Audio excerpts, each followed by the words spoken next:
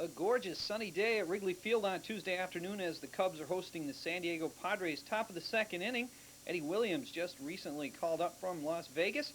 It's his second home run of the season, RBI number 3, that one coming off of Sean Boesky. That one going to left field. Of course, the fans throw the visiting team's home runs back, and it was 1-0 San Diego. The bottom of the second inning, the Cubs will tie it up when Joe Girardi is up with Salazar on at third base. He hits this dribbler down the first base line. Andy Bennis, the San Diego pitcher, picks it up, throws it a little too high for Jack Clark. That allows Salazar to score on the error by Bennis, and it was all tied up at 1 apiece. Bottom of the fifth inning, the Cubs are up for 6 runs. First, Ryan Sandberg with his 20th double of the season as he lines it into left field. That scores Dave Clark, as Joe Carter has a problem with it. That made it 2-1. Still in the bottom of the fifth inning with Andre Dawson up to bat with 1 out. He'll hit the ground ball single through the shortstop side. Sandberg comes around to score from third base, and it was 3-1 Cubs. Cubs still weren't done. Salazar now with the ground ball to second base. Bip Roberts with the bad throw over to Roberto Alomar. That allows Dawson to score, and it's now 4-1 Cubs. Joe Girardi makes it 5-1 with this RBI single into right field, scoring Marvell Wynn. Then Sean Boesky, the pitcher, with the line double into left field. That scores Salazar and Girardi. That makes it 7-1. And Harry Carey gets a visitor named Constance Chambers. Do you usually come here and sit in the bleachers? No. Well, nice having you. See you again. Well, thank you, baby.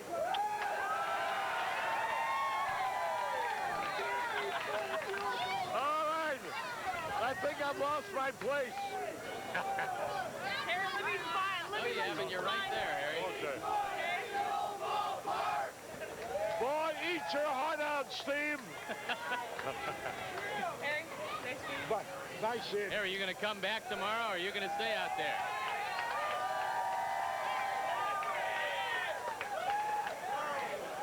I think we've lost you to the bleachers permanently.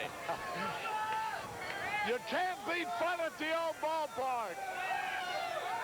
Harry Carey having some fun in the sun with Cub fan and possible Bud girl, judging by the way she went down those steps, Constance Chambers. Cubs went on to win this one 7-2, but here in the bottom of the 8th inning, Roberto Alomar makes the nice play on Doug DeCenzo for the second out in the inning. The Cubs win it 7-2. Nick Leyva and the Philadelphia Phillies are in Atlanta to face the Braves. In the bottom of the first, with 1 out, Ron Gant will put Atlanta up 2-0. A 2-run home run to left field off Philadelphia starter Bruce Ruffin. His 19th home run of the season. It's 2-0 Braves. It came with Lonnie Smith on board. RBIs 43 and 44 on the season for Gant. It's back-to-back home runs for the Braves in the bottom of the first. Jim Presley is the next batter at the plate, and he hits his 13th home run of the year to straightaway center field. The Braves quickly jump out to a 3-0 lead. RBI number 47 on the season for Presley. In the bottom of the third inning with 1 out, Francisco Cabrera hits the 3rd home run of the game for the Braves, a 2-run shot to left field. Came with Dale Murphy on board. It's his 2nd home run of the year, RBI 6 and 7, and the Braves take a 5-0 lead. We move now to the bottom of the 4th. The Braves with 5 runs with nobody out. Here with the score 5-1 Atlanta. Carmelo Martinez will totally lose Lonnie Smith's fly ball to left field, and that will allow Tom Glavine to score it 6-1 Atlanta. And a Wilds pitch will make it 7-1 Braves. And still in the bottom of the 4th inning, the Braves will go up by the score of 10-1. Jim Presley will hit his 2nd home run of the game. This one's a 3-run shot to center field. It came with Jeff Blauser and Ron Gant on board. It came off Marvin Freeman, who's on in relief for Philadelphia. His 14th home run of the season brings his RBI total to 50. In the top of the 5th, Charlie Hayes, who registered his first career 4-hit game and knocked in 3 runs for the Phillies, will pick up his 6th home run of the year here. A line drive off Tom Glavine, and it's 10-2 Atlanta. RBI number 33 on the season for Hayes. In the top of the 7th inning, the Philadelphia Phillies score 3 runs. With 1 out here, Lenny Dykstra doubles as the ball takes a bad hop by Jeff Blauser. Darren Dalton scores, and it's 10-5 Atlanta. It will be 10-7 Braves at the end of the top half of the 7th. There was more wildness in the bottom of the 7th with 1 out. Greg Olson with the ground ball. Dickie Thon's throw pulls Carmelo Martinez off the bag. His throw to third base goes wide. Andres Thomas scores, and it's 11-7 Atlanta. In the bottom of the 8th inning with 2 outs, Olson at the plate once again. This time he hits a ground ball to Roger McDowell, who throws the ball away at first base on the easy play. Dave Justice and Andres Thomas score, and it's 14-8 Braves. The Braves take it 14-10. Glavin, the winning pitcher, is 6-6. Ruffin takes the loss. He's 6-10. Kent Merker picked up his first save as the Braves outlasted the Phillies by the final score of 14-10. Thursday night from Busch Stadium in St. Louis, the Cardinals are hosting the Los Angeles Dodgers. And here's a couple of bird watchers for you. Bottom of the fourth inning with 2 on and none out. Fernando Valenzuela on the hill for the Dodgers. Pedro Guerrero hits this one into the gap in left center field. Cal Daniels unable to come up with it. Ozzie Smith and Willie McGee score. 2 RBIs for Guerrero on the double, and it's 2-0 St. Louis through 4 innings. Bryn Smith went 7 2/3 innings, allowing 8 hits and striking out 5. Here in the top of the 6th inning, he strikes out Hubie Brooks to end the inning. It was still 2-0 in the bottom of the 7th inning when Ozzie Smith came up to bat with Milt Thompson on at third base and Craig Wilson on at first. Ozzie Smith will get the RBI single into center field. This one coming off of reliever Ray Searage with 1 out. Scoring on the play is Thompson for Ozzie Smith, RBI number 32 on the year, and that gave the Cards the 3-0 lead. Well, they would win this game by the final of 3-0 as Lee Smith and Bryn Smith combine on the 10-hit shutout.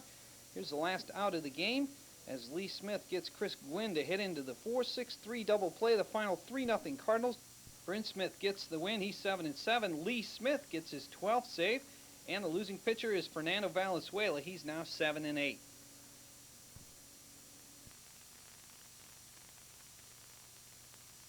Tonight, Tom Kelly and the Minnesota Twins in Boston at Fenway Park to take on Joe Morgan's Red Sox, and a triple play in the bottom of the 4th inning. Tom Brunansky, the former Twin, the batter. He hits it down the line to Gary Gaetti, who steps on third, goes over to Al Newman, who turns it over to Kent Herbeck for the triple play. That's the 9th triple play in Twins history. As they turn it on, former Twin Tom Brunansky. He can't believe he hit into it, but the Twins, one of the better defensive ball clubs in the league, turn the 5-4-3 double play as Joe Morgan looks on in disbelief. And we'll take one more look at this one. Tom Brunansky hits it to Gary Gaetti, who steps right on third base with the bases loaded, fires down to Al Newman, who gets the throwaway despite being taken out by Carlos Quintana, and Kent Herbeck finishes it up. That's the 5th triple play that Herbeck's been involved in of the 9 Twins triple plays in their history. Then Tom Levy's friend, Tim Naring, picks up his first major league hit and RBI with 1 out and 2 on off of Scott Erickson.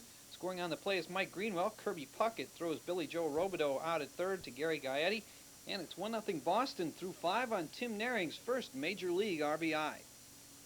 And Tom Bolton pitching a great game for the Sox. He went 8 innings, only allowing 5 hits and striking out 6. Here in the top of the 6th inning, he gets Carmen Castillo swinging for his 5th strikeout in the game.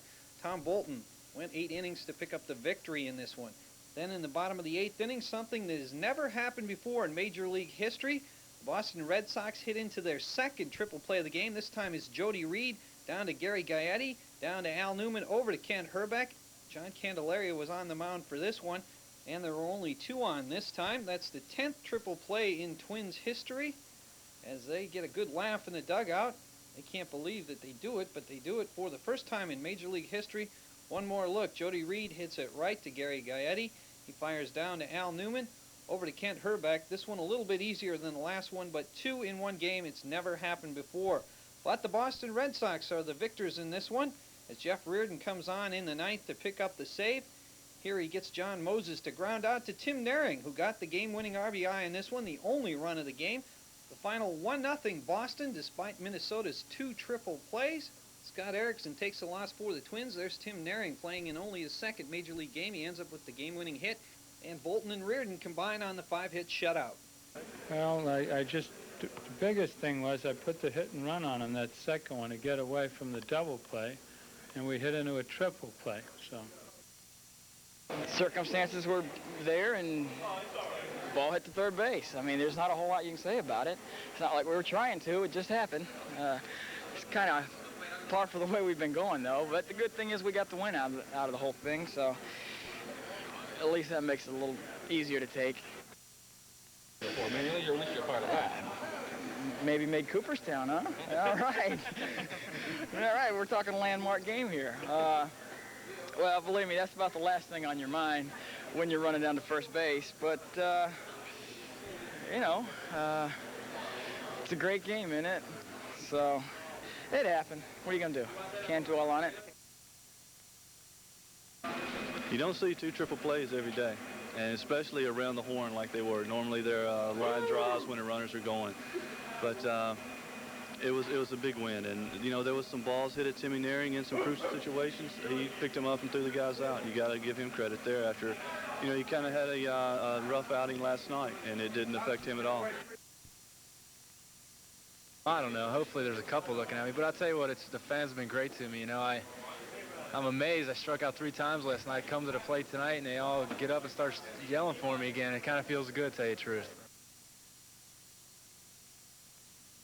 I don't know what to say. You know, I mean, you prepare yourself mentally for what might happen, and you alert your fielders of the plays that, you know, if the ball's hit to you, what you plan on doing. I mean, there's a couple options for me, if the ball's hit down to me hard, and I just alerted my fielders of what was going on. And then when the play happens, it just happens. You know, I mean, there's not a whole lot to say about it. You take a chance on some balls. I knew there was, I could only go so far to my left in order to have time to get back and touch the base and throw around the infield. But, you know, I mean, there's a slight chance and thought in my mind right at that time. In Anaheim, California, Tom Troublehorn and the Milwaukee Brewers taking on the California Angels. Starter Teddy Higuera on the mound, pitching to Lance Parrish. Parrish rips one down the left field line. This allows Luis Polonia to score, and Johnny Ray would come around to score, and this puts up California 3-0. For Parrish, this was RBIs number 45 and 46 on the year. California 3-0 at the end of 3, but then in the top of the 4th, Greg Brock gets Milwaukee on the board with his 37th RBI of the year. This scores Robin Yount and cuts California's lead to 3-1. But then in the bottom of the 5th, Teddy Higuera is still on the mound. Dante Bichette steps up to the plate and hits a 3-run homer to dead center field.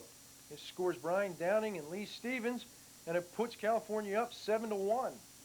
For Bichette, this is his 11th home run of the year and his 39th, 40th, and 41st RBI, as California goes up 7-1 at the end of 5. And things wouldn't get much better for Tom Troublehorn and the Milwaukee Brewers, as in the bottom of the 7th, Brian Downing would step to the plate, and off of reliever Tom Edens, Downing would take Edens deep to left field for the solo home run, putting up California 8-1. For Downing, this was his 8th home run of the year, and California led at the end of 7, 8-1. And the Cheeseheads just had no place to hide tonight. And in the bottom of the 9th, with closer Willie Frazier in, B.J. Surhoff flies out to Dave Winfield to end the game. California wins 8-1. McGaskill gets the win. He goes to 7-6. Higuera gets the loss. He goes to 6-4.